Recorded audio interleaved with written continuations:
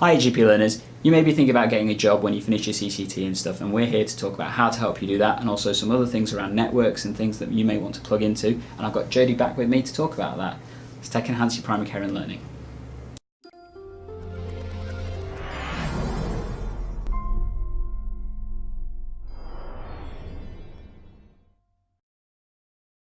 If this is the first time we're meeting, I'm Dr Gandalf of GP Learning, where I look at supporting you with technology-enhanced primary care and learning. And in this episode, I'm again joined by Jodie in terms of trying to give us an idea of how we can go about getting jobs, and also the various different networks that you may want to plug into, and a little bit of stuff about appraisal and things as well.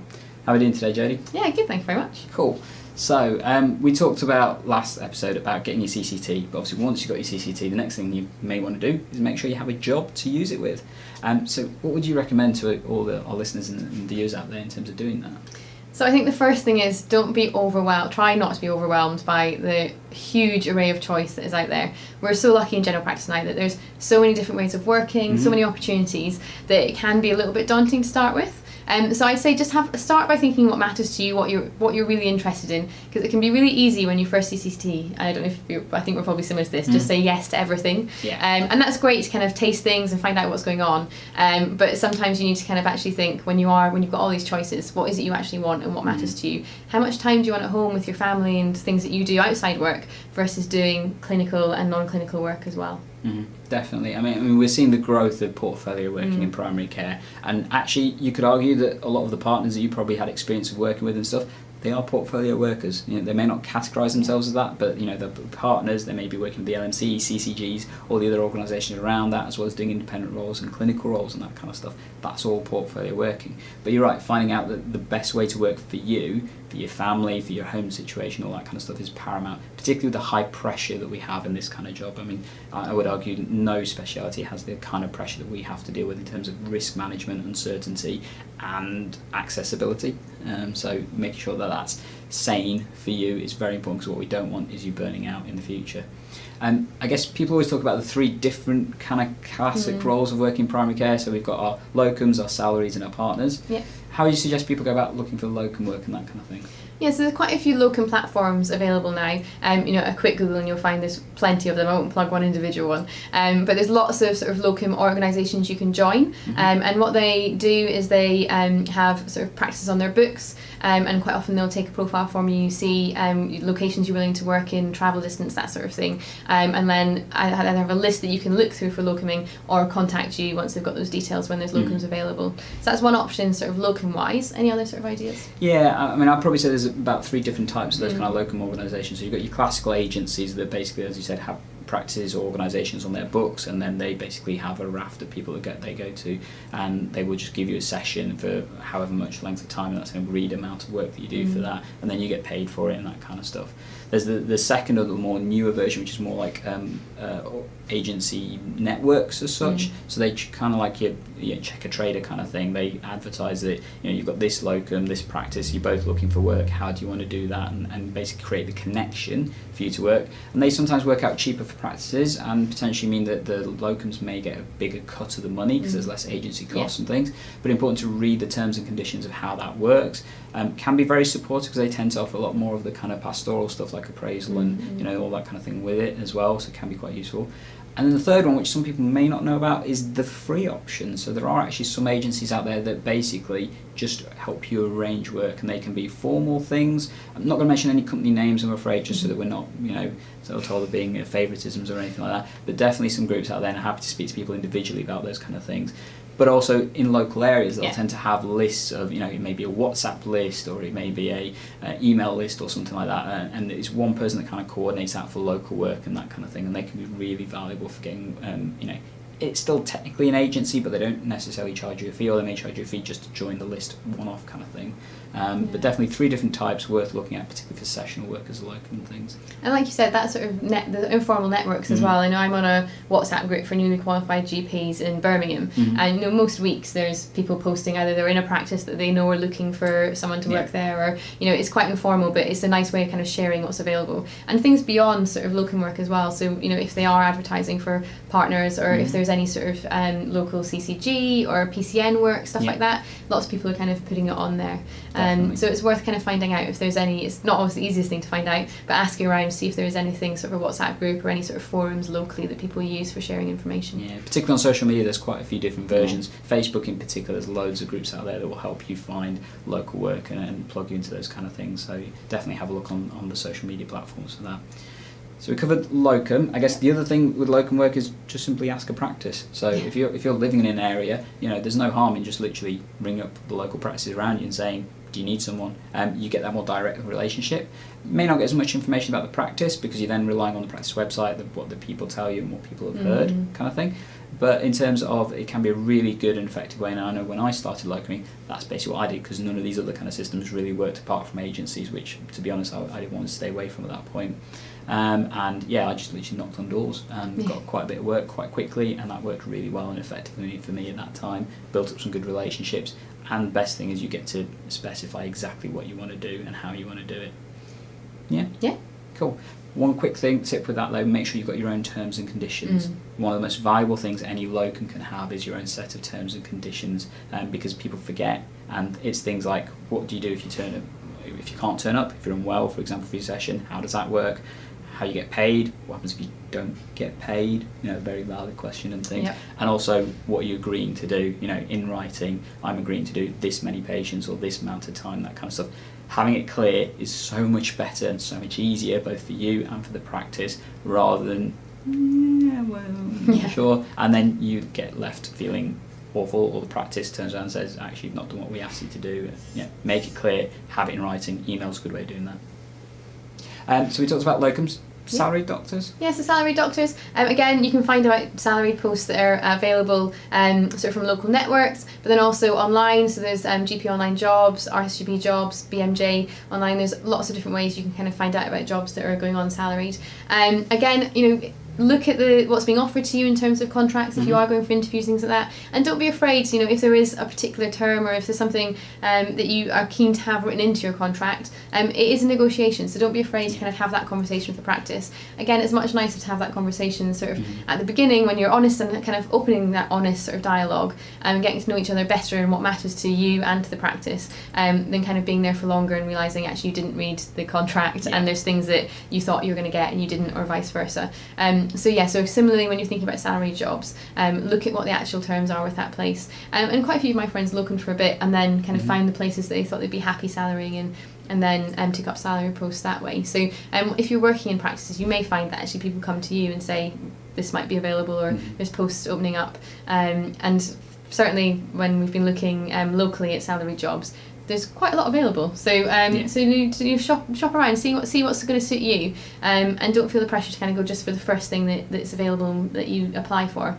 Think about what's going to work best for you and your life circumstances as well. Definitely. I mean, there's various innovations around salary posts as well. So in some places I've heard of them offering term time jobs, for example, or jobs where you only work specific hours. You may only work afternoons because that works great for you for childcare and that kind of stuff, and therefore works really well for the practice because they may have to offer things like extended access. Particularly with a new contract, we may see more of that kind of thing. And as you said, important to have that negotiation at the start. Don't forget, practices will have to be fair to their existing staff, so it may not be an outright no in terms of the negotiation, but they may have to think, okay, well, we've got other people working with us, how do we be fair to them as well as to new people? And also it's about the work that you're doing. So clearly if you're doing more work than an average salaried doctor would do, so if you're doing non-clinical roles, that kind of stuff, clearly you should be negotiating a bit more for that kind of thing, because that's fair. Or time, whatever works for you, whatever is valuable to you, to try and help and make that sensible and effective. Definitely practices are after salaried doctors at the moment nowadays, because having a regular workforce just improves continuity, makes things so much easier and stuff, which is why you'll see so many positions out there. Clearly if it's something that's interesting you, have a look, but get to know the practice, because more often than not it's the environment you're going into, it's the team you're going into that's probably the most valuable thing, not necessarily the pay, which I know is always the first question everybody asks about, but it's probably not the most important one. I completely agree with that. I think for me, if it's a practice that don't have any sort of regular catch up, I know that's important for me. Some people, they just want to go in and get the clinic done and leave, so that wouldn't be best for them, but I know that's the thing that I've certainly looked for when I've been doing sessional work. Actually, do they have some sort of catch up slot, or do they have something where the GPs see each other, because actually I'm a relatively social person. That makes my day feel a bit better. It makes life so much easier. I know every day we meet up at 10:30 in our practice just to basically see people, because otherwise you don't want to be going to your room, seeing your patients, going home. That's just boring. And I think when you first CCT, you feel this feeling that you're meant to know everything now because you've got your qualification and you're an independent practitioner. But I'll continue, I think, asking for my colleagues' support, and we discuss cases and that sort of thing. So don't feel like you need to put yourself under pressure to know everything. We're constantly learning, and if you've got an environment where you're a bit more supported, then it can make that transition into independent practice just that little bit less scary. That's what I find anyway. Cool. And the last traditional role we've got is partners. So I'm a partner here in my practice. Hi guys. And I've been a partner now for 7 years. Wow. Don't say the time in words. It just makes you realise how much time is passing. I've loved it, and it's that key thing that you just mentioned about the teamwork. It's the people you work with. That's the thing that keeps me in the partnership role. I work with amazing people. I work in a great community and that kind of stuff. And it definitely has its challenges. There's definitely a bit more of an aspect of financial liability, of risk, that kind of stuff, working as a partner. And the workload is different, particularly admin kind of things. But actually I've got more control of trying to tackle that, fix that hopefully, and in terms of being able to have a bit more control of my working week and stuff is definitely more valuable and things. But it's the team that keeps me going. So making sure you're finding somewhere that is sensible and things. Finding partnerships, I'm pretty sure that shouldn't be a problem out there. I'm pretty sure almost every practice out there is probably looking for partners and that kind of stuff. But if you're interested, things to look out for and ask if you go for those kind of things is, what's the working week like? What's the extra clinical or non-clinical roles that you may have to look into and stuff? What's the situation of the practice in terms of financials? Definitely a big, huge question you need to ask. And don't be afraid to ask. Many partnerships, the sensible ones, will show you their books and stuff and give you the time to have a look at that and things, or give you the opportunity to go to an accountant and stuff and have that looked at and things. And if you're interested in that side of things, check out our previous video with Jenny, where we looked at the financial aspects of being a GP and particularly a partner and things. Any other tips that you give to people about partnerships and that kind of stuff? I think it's finding something that matches kind of your values and the practice that you're going into. So there's been a big push, lots of stuff in the media recently about young doctors not wanting to be partners. I know plenty of my colleagues have become partners, maybe not in the first year of CCTing, but certainly within the first 5 years of CCTing, definitely. A lot of my friends have become partners because they really appreciate that sort of ownership over where they work and being able to influence it. So although it can seem daunting when you first CCT, and a lot of the media is saying that we're not interested in it, have an honest conversation with yourself, because actually quite a lot of us do value that ability to influence the environments we're working in, and if that does matter to you, then actually being a partner can be the perfect opportunity. Definitely. And when you work with a great team, it's something that really is valuable. I know in my time as a partner, I've had a couple of challenges in my own life, and if it wasn't for the support of my partners, I probably still wouldn't be working at this point. So that kind of support is unbelievably invaluable, and having that can make just a huge difference to you. I guess so. We talked about the 3 common roles. There's lots of other ways that people can work in primary care. There's obviously out of hours. There's you probably know better than I do. Prison GP. There's sort of homeless work. So there's a few practices now that specialise in homeless care. I took secret option number 4, so I joined the military. So I see military personnel and still do some NHS clinics as well. So there is the more you unpick what's available, it becomes clear there's just so much. And then some GPs go on and do a diploma in something. So, for example, OCMed, a few people, quite a lot of GPs combine sort of doing sort of the normal. I don't think there's a normal in GP now, but sort of clinical sessions in a practice, and then do some occupational medicine or do some sports medicine, or the list is endless. I think it can feel like there's a million things to do and not enough time to do them. But when you're first CCTing, try and make sure you do have core clinical sessions, so that you are refining your trade. Because it's one thing when you're training, then when you CCT, it is slightly different. You are an independent practitioner, and it can take you a bit of time once you've been doing your CSA and kind of drilling into the consultation models and stuff. Actually, it takes you a bit of time to find out what sort of doctor you are, and how you like to practice, and kind of how your natural consultation style is. And so just make sure that whatever you do, you try and embed some core clinical practice and not get completely distracted by everything else that's going on. Because I think we do need in our first 5 years to actually just hone our trade, and then beyond that, you know, the world's your oyster, really. Yeah, I think that's definitely applicable with things like appraisal as well, because to remain on the performance list you have to have done a certain amount of sessions per year. It's not a huge amount. I think it works out 1 session a week, if I remember rightly. Yeah, it's 1 to 2 sessions a week. It should be nationalised now, but be aware there's still some areas that are using slightly different guidelines. Definitely. And check out our previous video that looked at how to get onto the CCT and performers list and stuff. But in terms of things like appraisal and stuff, obviously that's something that comes up to every doctor nowadays. I mean, any tips that you've got for that side of things, Jodie? Yeah, so with appraisal, you know, we're actually in quite a lucky situation, having done, we were just discussing this before we started, having done the e-portfolio, which is quite a bit of work to evidence to show that you are capable of being a GP. Once you CCT and you're doing the appraisal, it is much easier. Yeah. Like you will be naturally covering CPD, and we've moved away a lot now of having to go to lots of face-to-face courses, having certificates and all of that. You can tailor your learning a lot more to what you do. So I still go to like an update day most years, but a lot of my learning is from podcasts, things like this, from sort of reading. Like this one. Yeah, like this one. From reading sort of just like books by Henry Marsh or whatever. Like you can really make your appraisal a much more enjoyable experience by doing things that matter to you, and of course making sure there's a lot of variety there. But all you really need to make sure is that you've got your 50 hours of CPD, which most of us will do in much less than a year, and end up not documenting everything that we do CPD wise, and then making sure you've got the core things, for example patient feedback, the colleague feedback, a quality improvement project, that sort of thing. Don't panic about getting everything done in your first year with appraisal. I think that's the main thing. I certainly did that. I thought, well, I've got to get all this stuff done for revalidation, do everything in a year. But the revalidation cycle is 5 years. So you don't actually need to have everything done every year. You only need to have one patient satisfaction question survey done per the 5 years, similarly through muscle feedback. If you can do more, that's great, but don't feel like you need to get everything done in your first year. Definitely. I mean, you're right about the fact that we probably capture a lot more than people realise. I remember my first appraisal, I hit 200 hours without even realising exactly what I did. And my appraiser just turned around to me when we had our meeting and said, you do realise you put 200 hours worth of content? And I was like, did I? And he was like, yeah, I've not looked through all of it. I'm like, okay, got to remember that for next year. Yeah, absolutely. And Still was 100 hours the following year. I think it's taken me to like my 4th appraisal now to actually be a lot more sensible in what I'm putting on there. Definitely. And when I reflect on my first year one, I treated it like e-portfolio, so it was rammed. Yeah. Still left at the last minute.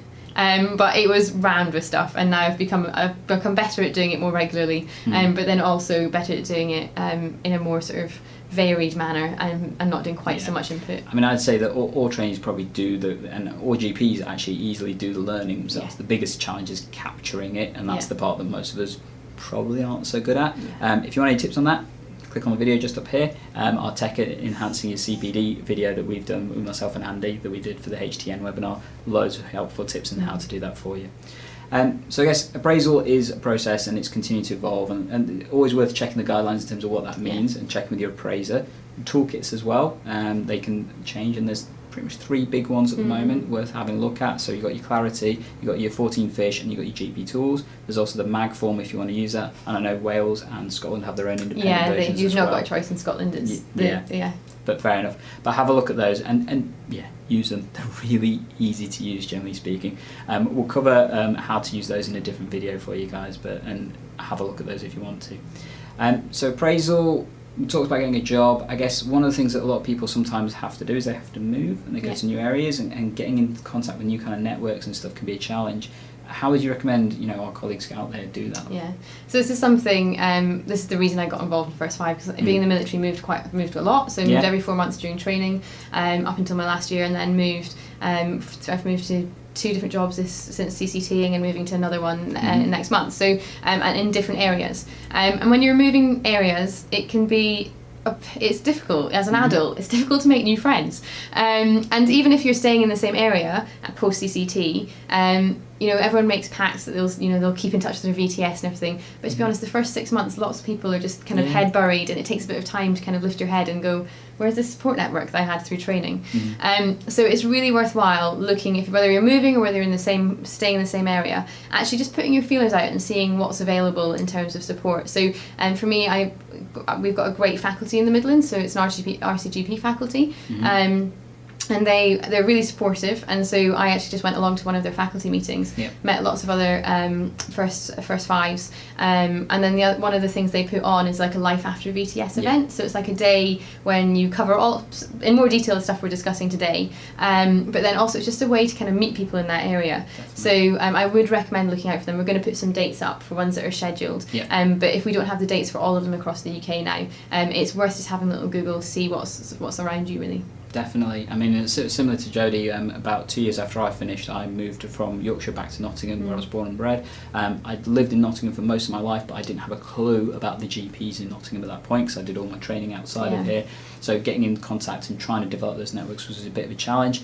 My first place I went to was at my local RCGP faculty. They welcomed me with open arms. Since that time, I've done a variety of things with them, including the Life After VTS stuff that we run every year here in the Vale of Trent faculty, as well as I've now become the Deputy Treasurer, the Treasurer and the Chair of the faculty at various points. Now just an ordinary board member. And we're doing some amazing stuff right now. My most favourite one actually was our games night we had. I saw this on Twitter. I felt I had serious FOMO when I saw this. Oh, it was amazing. You know, but something simple as that. And that was open to non-members as well. So it's not necessarily that you have to be a member to engage with the college. Clearly you get benefits from being a member, and that means you get to go to a lot of these events for free or significantly reduced rate. But even as non-members, you can engage with your local faculty, and they will be able to provide you with support at the very least, and also access to the various different events, educational things in particular. Obviously the RCGP is really good at that kind of stuff, but pastoral stuff, support, that kind of thing, really valuable.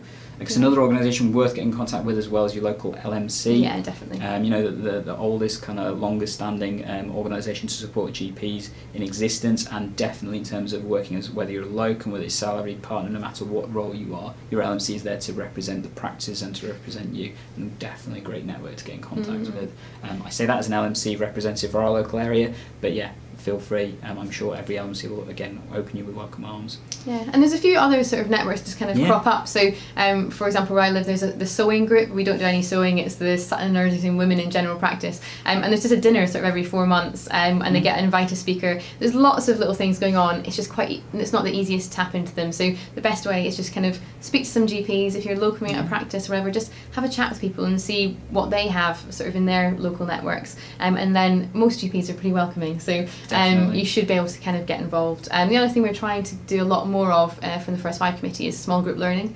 So we're hopefully going to have something announced later on this year. So you should have some more small group learning available to you locally. Because sometimes people don't want to go to big events, actually, like your board games events, actually doing a little bit of CPD in a small group in, you know, while you're having tapas or whatever, is sometimes a bit nicer than a full day in a lecture theatre. So we're developing a lot more of that, so watch this space. Yeah, and it's definitely useful for developing those connections with you know, colleagues and stuff. So as many of you know, the story of the GP Learning Podcast was basically me and Andy met at a faculty event, and we continued that relationship in terms of the joint aims, the joint interests that we had, and that manifested itself into this. You know, in Nottingham we've got our own little in-betweeners group that we've got, and it's a network of, you know, younger GPs that are just really interested in change, and you know, that's helped manifest as supporters in terms of doing all that kind of thing. So finding your own group, finding your own tribe, I guess is the best way of describing it, is really valuable, and those networks, those kind of groups will allow you to have that and develop that for you. So definitely keep your eyes out for that. I guess anything else that you feel we needed to share with our viewers and stuff? I think just be aware that, you know, it can be quite a daunting time, and lots of stuff changes. We tend to do everything at once as GPs, so that first few years of CCTing, it can feel a bit overwhelming. So just make sure that, you know, if you're finding that, everyone else is as well. So speak to your colleagues, and then we'll put some links up with this podcast of lots of different avenues that are available for support. If it is just a little bit too much, if you do need to speak to someone, there's lots of support out there, so you're never on your own, and just make sure that you do access that if you are feeling a bit overwhelmed. Cool. Thank you for that, Jodie. I hope our viewers and our listeners have had a really good time in listening and seeing that, and also learnt a lot of things. As always, guys, if you've got any comments or questions, feel free to contact me either on Twitter at Dr Gandalf52 or at EGP Learning, or leave a comment down below. Really valuable if you get those, and particularly if you want to share your stories about how you've had to find new networks, how that's worked, where that hasn't worked. You know, if that hasn't done, let us know. We're happy to try and feed that back to the higher organisations and stuff for you as well. So leave those comments down below. As always, if you want to subscribe, make sure you click the bell, and that's on YouTube, Facebook, Instagram, LinkedIn. Yeah, you guys know I'm on all the platforms already and stuff. And as always, keep tech enhancing your primary care and learning. See you later. See you later.